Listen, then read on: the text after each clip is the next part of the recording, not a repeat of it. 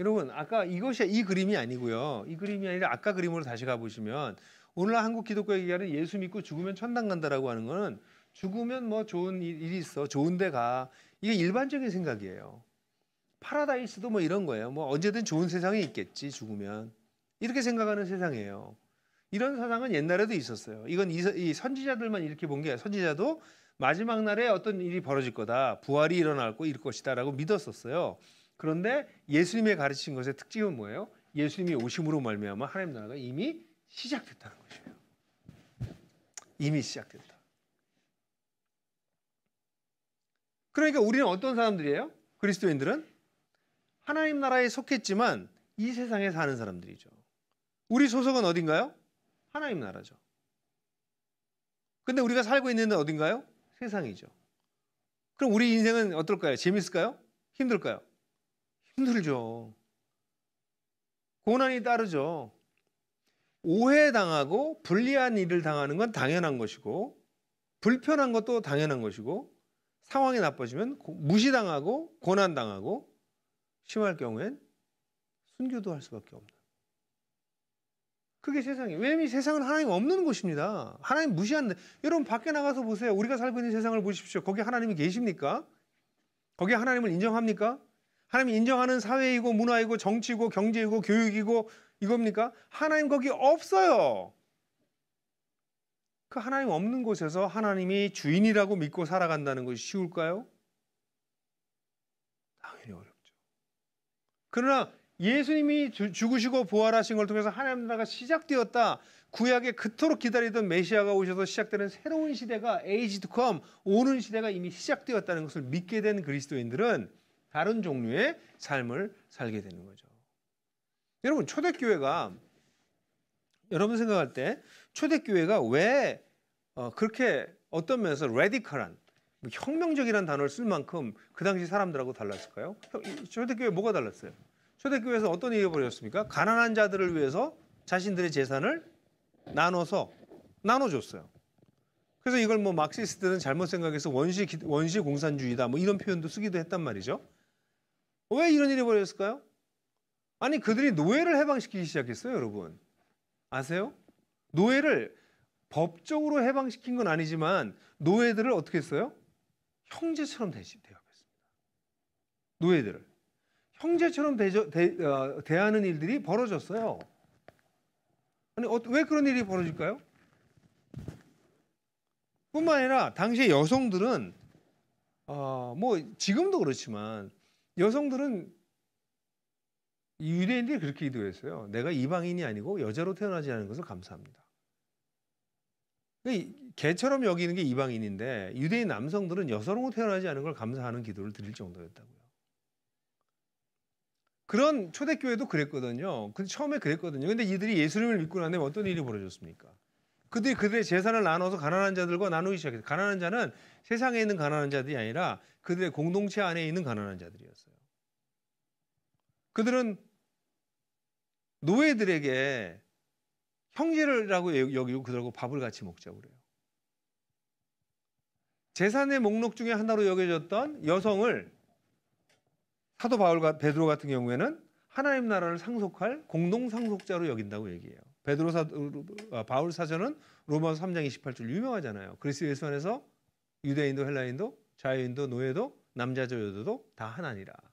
차별이 없다.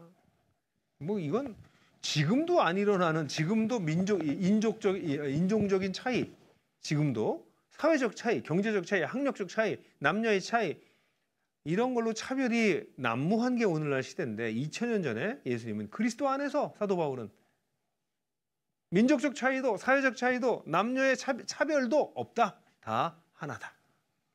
라는 엄청난 선언을 했잖아요. 그게 왜 그랬다고 생각하세요?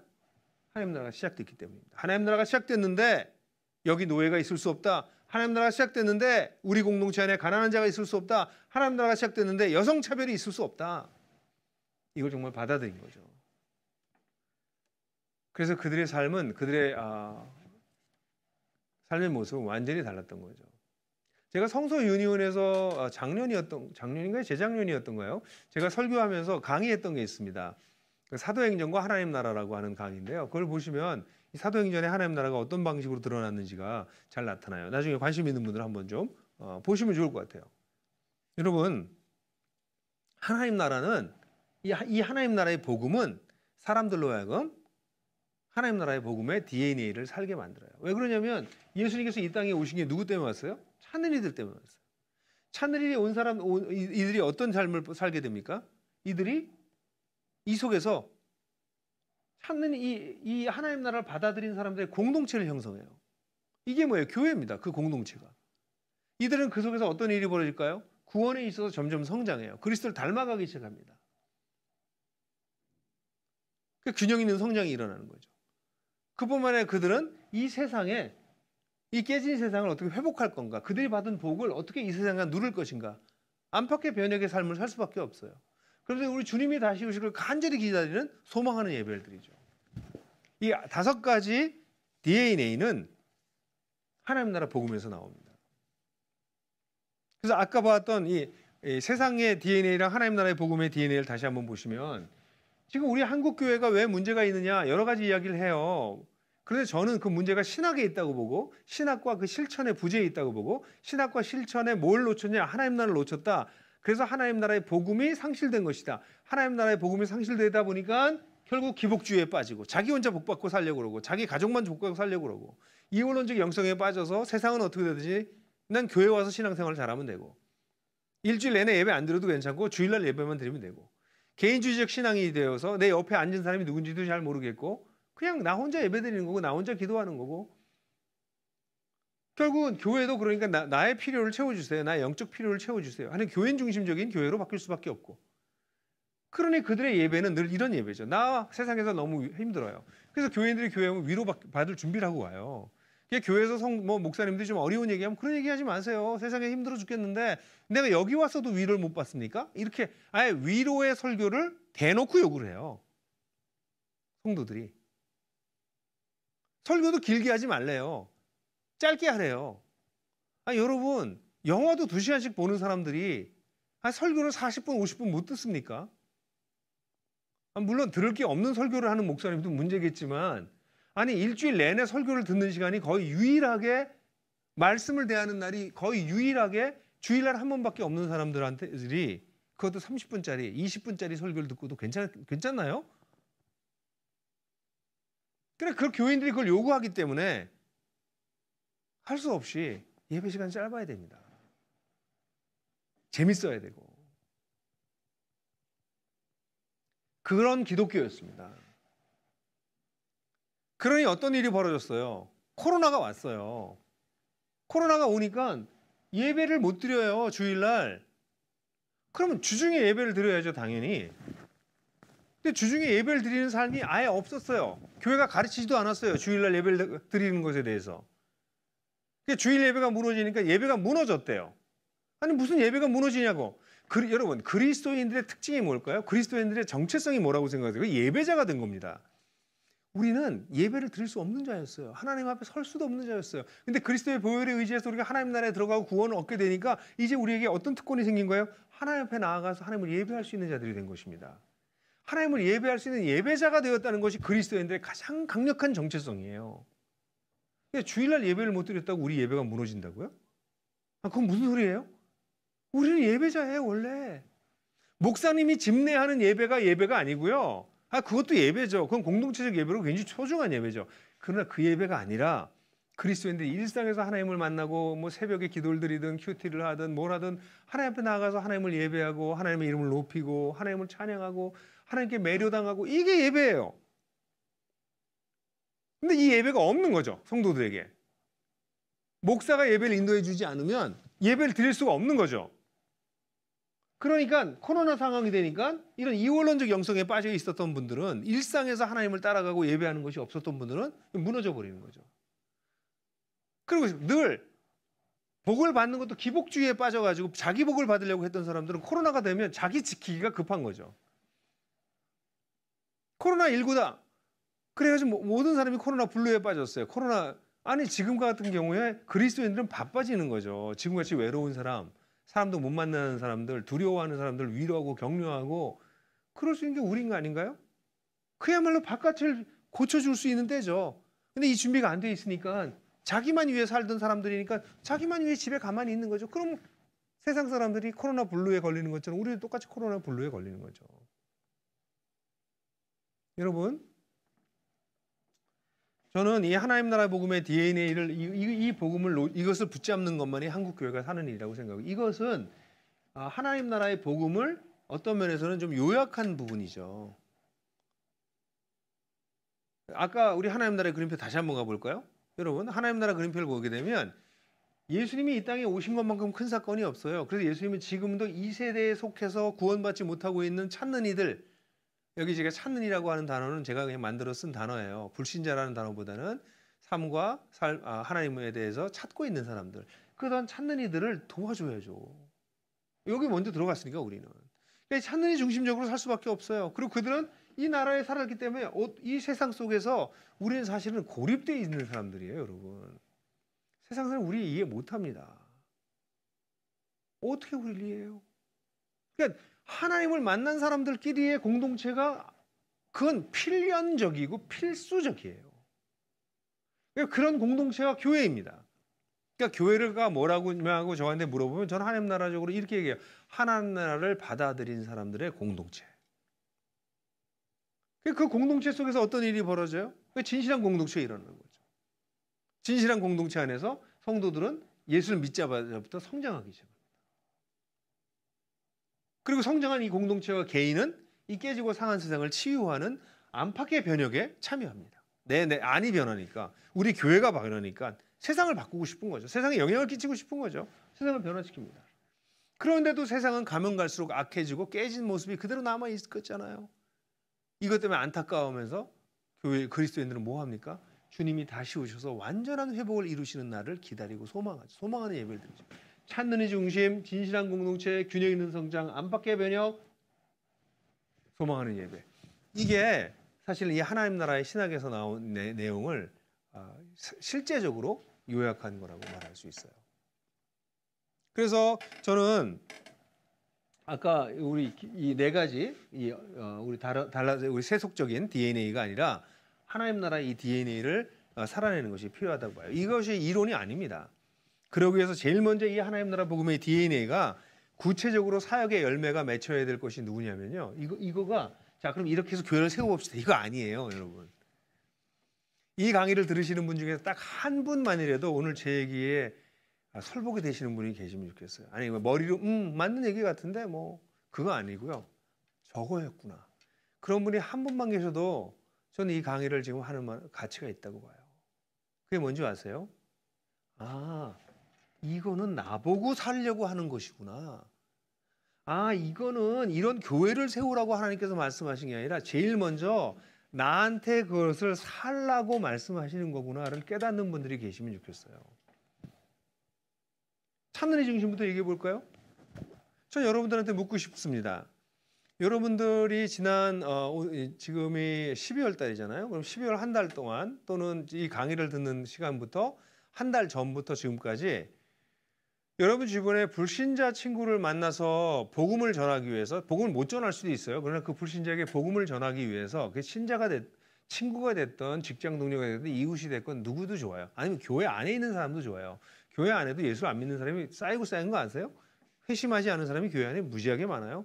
근데 누구든지 간에 그 사람들이 정말 회심에 이르고 이 복음을 받아들이고 하나님 나라에 들어가게 하기 위해서 그 사람과 만나서 내가 시간을 보냈다. 교회 밖으로 좀 칩시다. 교회 안은 뭐 너무 많으니까 교회 바깥에서 그런 사람을 만난 적이 1시간 이상 만났다. 복음을 안 전해도 좋아요. 그냥 커피만 마시고 근황을 묻고 관계를 맺고 우정을 쌓고 이거 괜찮아요.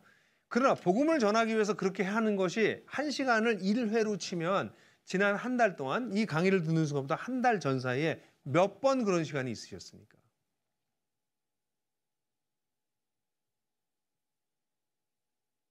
어떠세요? 한 번 있으신 분 계세요? 2번, 3번씩 있는 분들 계시나요? 제가 여러 목사님들과 여러 신학자들과 신학생들과 이런 이야기 했지만 지난 한 달 동안 얼마나 있었냐는 물음에 한 번 이상 있었다고 얘기하는 사람들이 전체 숫자의 20, 30%가 되지 않아요. 아니요. 솔직히 말하면 10%도 안 될 때가 많아요.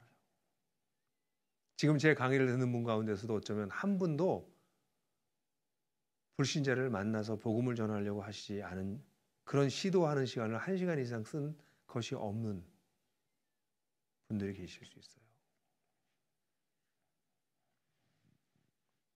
왜 이렇게 됐을까요? 예수님이 이 땅에 오셨다는, 그래서 우리를 위해서 죽으셨다는, 그래서 하나님 나라를 덧붙인다면 그래서 하나님 나라를 시작하셨다는 이 놀라운 소식이 사람들에게 다 들려졌나요? 그래서 그들의 인생이 다 바뀌었나요? 그래서 그들이 그리스도 안에서 성장하고 있고 하나님 나라의 비전을 받았나요? 근데 왜 안 하고 계시죠? 사랑하는 형제자매 여러분, 한국교회의 문제는요, 예수를 믿고 새롭게 태어나는 사람들이 더 이상 많지 않다는 것입니다. 1970년대 말 80년대 초에는 교회에 와서 예수를 만나고 인생이 바뀌었다는 사람들의 이야기를 굉장히 자주 들었습니다. 1980년대, 90년대에는 전도 집회도 많았습니다. 2000년대 초까지도 있었어요. 2010년 넘어가면서부터 교회의 전도 집회는 사라지기 시작했고 교회 내에서 회심하는 사람들, 회심의 간증 이야기들을 듣는 케이스들이 점점 적어지기 시작했습니다. 뿐만 아니라 회심은 뭐 관두고 우리 아이들, 기독교 집안에서 자라는 아이들이 고등학교를 졸업하면서 대학에 가서 신앙을 버리는 케이스들이 다반사로 일어나고 있습니다. 무슨 얘기입니까? 세상 사람은 관두고 자기 집 애들조차도 회심을 못 시키는 거죠. 이걸 괜찮게 보세요? 이게 한국교회의 심각한 문제성을 드러내는 가장 중요한 요소 중에 하나입니다. 저는 어느 교회에 가서 이 교회가 얼마나 큰 예배당을 가지고 있고 얼마나 엄청난 예산을 집행하고 있고 얼마나 많은 선교 일을 하고 얼마나 가난한 자를 많이 돌보고 있고 그 교회 목사님 설교가 얼마나 훌륭하고 그 예배는 얼마나 아름답게 드려지는지 별로 관심 없어요. 다 좋아요. 그런 게 있으면. 저는 묻는 게 한두 가지밖에 없습니다. 그래서 작년 1년 동안 당신의 교회를 통해서 주님께 돌아온 사람들은 몇 명이나 됩니까?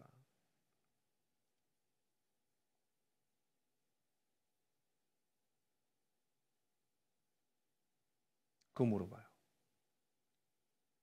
뭐 세계 선교를 얘기하고 뭐 신학자가 되고 뭐 큰 교회를 세우고 어쩌고저쩌고 하는 목사님들의 비전을 얘기를 해요. 그럼 제가 그분에게 물어봐요. 형제님, 자매님, 형제님과 자매님을 통해서 예수님께 돌아온 사람은 지금까지 얼마나 있습니까?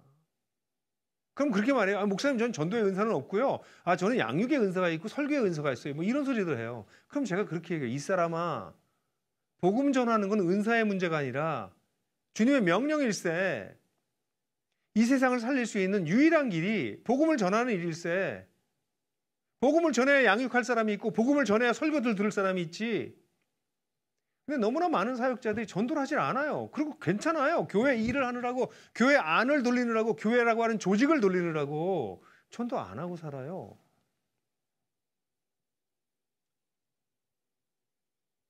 이게 한국교회의 병든 모습을 보여주는 것입니다. 여러분 그냥 생각해 보세요. 여기 어느 한 집안이 있어요. 그 동네 유명해. 사람들한테 박수 받아.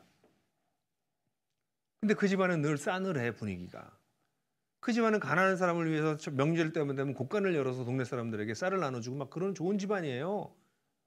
근데 이 집안이 늘 분위기가 어두워. 왜 어두워요? 이 정도 되면 스토리가 나오잖아요. 왜 어두울까? 자손이 없어요. 애를 못 낳아. 그럼 이 집은 어떤 거예요? 대가 끊어지는 거예요. 한국 교회가 얼마나 오래 갈 수 있다고 생각하세요? 새롭게 태어나는 사람들이 이렇게 희귀해지고 있는데 그냥 여러분들께 물으면 돼요. 여러분들이 속한 교회가 여러분들이 하고 있는 사역에서 회심하는 자들이 끊임없이 일어나고 있다면 그러면 감사하면 돼요. 그럼 일단 이 하나님 나라를 받아들인 공동체의 건강성의 첫 번째 단계는 넘어간 거라고 볼 수 있어요. 근데 회심이 희미하다. 사람들이 회심했을 때 기뻐하는 일, 천군 천사들은 막 잔치를 한다는데 이 땅의 교회는 별로 잔치도 없다. 그냥 성부 성자 성령의 이름으로 세례를 주노라, 세례교인이 됐노라 하고 끝나. 여러분, 저는 일단 교회는 얘기하지 마시고요. 우리 자신이 하나님 나라의 복음을 받아들여서 열매가 맺히는 첫 번째 수혜자가 되어야 됩니다. 찾는 이 중심. 두 번째, 진실한 공동체입니다. 여러분들은 여러분들의 마음을 나눌 수 있는 그런 공동체가 누가 있습니까? 어디에 계십니까? 목회자들 가운데 전 신학교 가서 목회자들이 듣는 첫 번째 거짓말이, 제가 교회 안의 거짓말이라는 책을 쓴 거 아시죠? 예, 그게 1, 2월 달에 리메이크돼서 다시 나오게 됩니다. 교회 안의 걸림돌이라는 책이랑 같이 나오는데요. 저는 신학교 안의 거짓말도 꼭 쓰고 싶긴 해요. 읽을 사람이 많지 않아서 그냥 그 주제 중에 하나가 뭘까요? 신학교 안에 있는 거짓말 중에 하나, 성도들에게 너무 가깝게 가지 마라. 성도들과 거리를 둬라.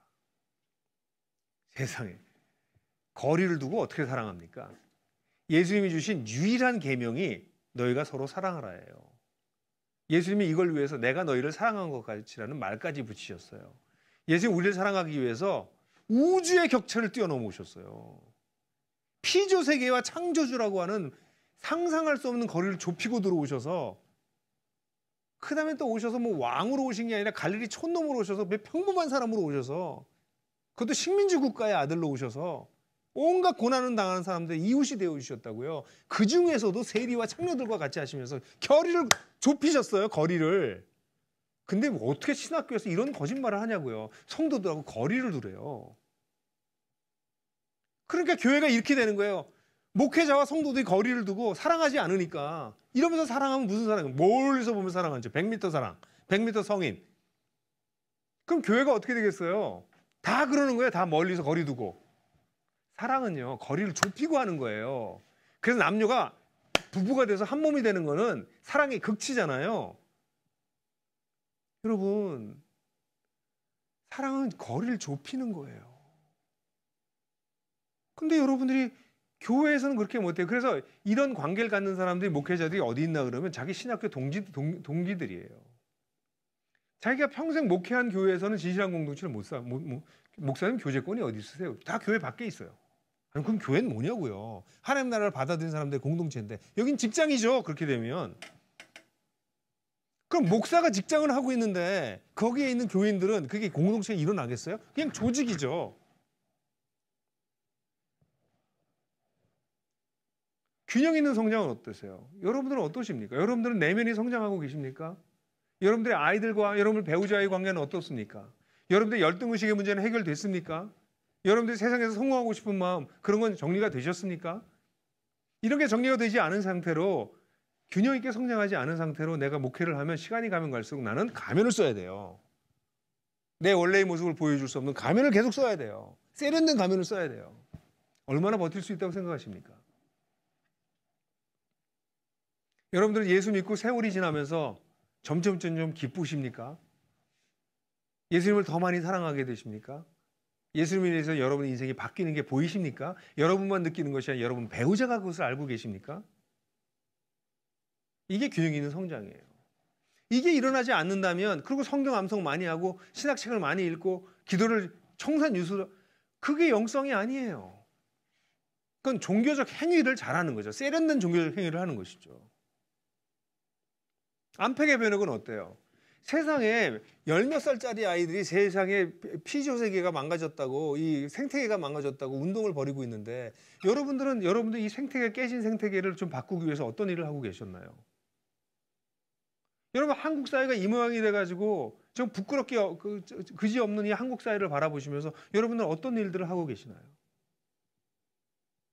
우리 주변에 넘쳐나고 있는 가난한 자들, 아니 자살자들, 교회 안에서 자살하는 사람들의 숫자와 교회 밖에서 자살하는 사람 숫자가 똑같아요. 차이가 안 납니다. 아니요, 더 정확히 얘기하면요, 자기 교회에서 누가 자살하는지도 몰라요. 안팎의 변혁이 뭐 대단하게 사회를 변화시키는 거에 떠나서요, 그냥 가까이에 있는 자들을 돌보는 일부터 시작되는 것인데, 그냥 우리의 환경 걱정해서 일회용품 안 쓰는 것부터 시작되는 건데, 어떠세요? 그게 여러분들 삶 속에 일어나십니까? 이렇게 살기 때문에 하나님 앞에 나가게 되면 하나님 너무 힘들어요. 하나님 없는 것처럼 같은 세상, 오염된 목회 현장, 교회가 뭔지도 모르는 교회 성도들, 그 사이에서 이 하나님의 진리를 가지고 살아가는 게 너무 힘들어요. 근데 이 진리를 알았으니 모른 척하고 갈 수도 없잖아요. 주님, 이 일을 잘 감당할 수 있게 힘을 주세요. 그러면서 주님 앞에 꿇어 엎드려서 주님의 그 도우심을 요청하고, 그러면서도 결국 내가 아무리 애써도 이 땅의 문제가 해결되지 않는다는 걸 알기 때문에 나라의 임하옵시며 마라나타 어서 오십시오 주님. 그 기도를 드리고 계시나요? 교회의 문제는 사실은 교회를 어떻게 운영할 것인가, 어떤 프로그램을 돌릴 거냐의 문제가 아니고요. 목회자이신 우리 자신들, 우리 자신이 어떤 사람이 될 것이냐가 먼저예요. 우리가 별 볼 일 없는 존재지만 겨자씨 한 알이 결국은 30배, 60배, 100배의 열매를 맺습니다. 하나님 나라의 복음을 받아들인 우리가 하늘이 중심으로 진실한 공동체를 세우면서 균형 있는 성장을 하고 안팎의 변혁적 삶을 살면서 소망하는 예배를 드리게 되는 것이 우리 속에서 먼저 일어날 때 우리는 교회를, 이 위기에 빠진 교회를 변화시킬 수 있는 가능성을 갖게 되는 것입니다. 저는 오늘 제 강의를 들으시는 분들이 그런 분들이 되길 바라고요. 이번 세 번째 강의에서는 조금 더 구체적인 얘기를, 이 이야기들 제가 다 얘기는 못 해드릴 것 같고 약간의 맛을 좀 보여드리고 여러분을 초청하는 그런 강의를 세 번째 하도록 하겠습니다. 우리